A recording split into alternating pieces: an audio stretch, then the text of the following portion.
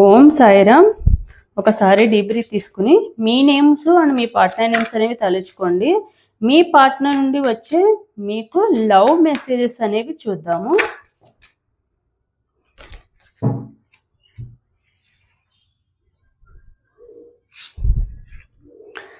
Changing.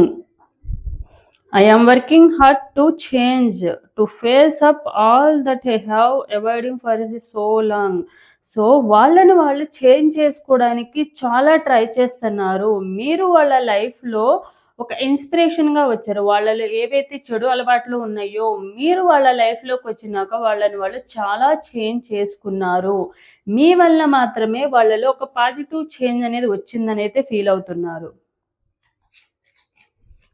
I love you.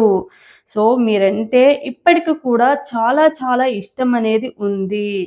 So తప్పకుండా మిమ్మల్ని ట్రూగా love చేస్తున్నాను అని అయితే మీ పార్ట్నరు తన హార్ట్లో నుంచి తన ఫీలింగ్స్ అనేది మీకు చెప్పాలని అయితే అనుకుంటున్నారు. Follow your bliss. సో మీరెప్పుడు కూడా హ్యాపీగా ఉండాలన్న ఉద్దేశంతోనే వాళ్ళు అనుకుంటూ ఉంటారు. ఎప్పుడు వాళ్ళు మీతో ఉన్నన్ని రోజులు కానివ్వండి, ఫ్యూచర్‌లో కానివ్వండి, ఎప్పుడూ కూడా మీరు మీ హ్యాపీనెస్‌ని వాళ్ళు చూడాలని అనుకున్నారు తప్ప, మీ పెయిన్ ఎప్పుడు కూడా వాళ్ళు చూడాలని అయితే అనుకోలేదు. Opening up. సో తొందరలోనే మళ్ళీ నా ఈ దూరాన్ని అనేది తుడిచేసి మీ లైఫ్‌లోకి మళ్ళీ వచ్చి అసలు ఎందుకు ఈ దూరం అనేది ఏర్పడిందనేదైతే చెప్పాలనైతే అనుకుంటున్నారు. ఓపెన్ అప్ అవ్వాలనైతే అనుకుంటున్నారు.